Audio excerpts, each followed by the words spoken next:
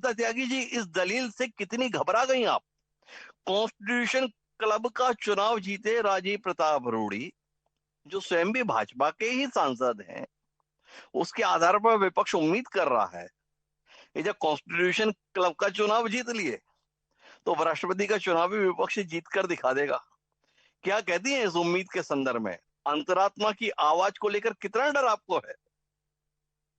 नमस्कार हिमांशु द्विवेदी जी, आपके जो पॉलिटिकल ह्यूमर है वो बहुत ही जबरदस्त होता है। मैंने आपकी डिबेट्स में हमेशा ये बात ऑब्जर्व की है और मुझे इस पटल पे बुलाने के लिए बहुत बहुत धन्यवाद, और साथ में आपकी सभी दर्शकों को और इस पैनलिस्ट को भी बहुत नमस्कार। जी, अभी स्वागत। जो हमारे साथी प्रवक्ता कह रहे हैं उससे ना मुझे कुछ हंसी भी आ रही है। सोचिएगा कि जो कॉन्स्टिट्यूशन क्लब के इलेक्शन में दोनों लोग ही भाजपा के थे और इसमें जीत कांग्रेस को दिख रही है।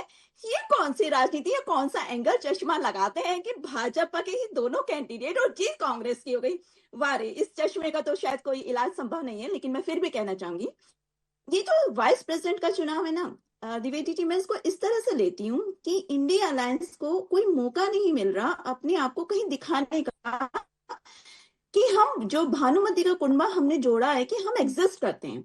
आप ये समझिएगा, दिल्ली का चुनाव हो, आम आदमी पार्टी अलग हो गई, ठीक है ना। जगह जगह जब ये बॉडीज के चुनाव हुए, मतलब इसके चुनाव हुए विधानसभा के, तो इंडिया अलायंस में अपने आप ही एकजुटता नहीं रह पाई।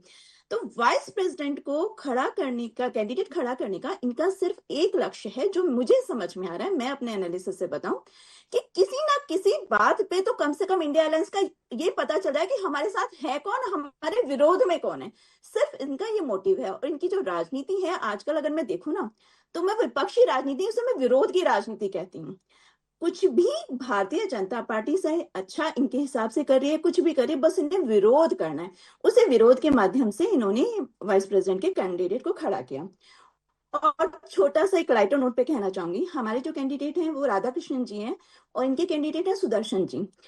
कृष्ण भगवान जी का सुदर्शन कृष्ण के अनुसार ही तो चलता है। तो सुदर्शन जी की क्या कर पाएंगे, कृष्ण जी ही उसके रखवाले हैं, वो इसी का अकॉर्डिंग कार्य करते हैं। तो ये क्लियर है कि कल के इसमें जीत भारतीय जनता पार्टी और एनडीए कैंडिडेट की होनी है। लेकिन कहीं ना कहीं तो अपना फेस डेवलप करें, कहीं तो बताएं कि हाँ, हम एग्जिस्ट करते हैं।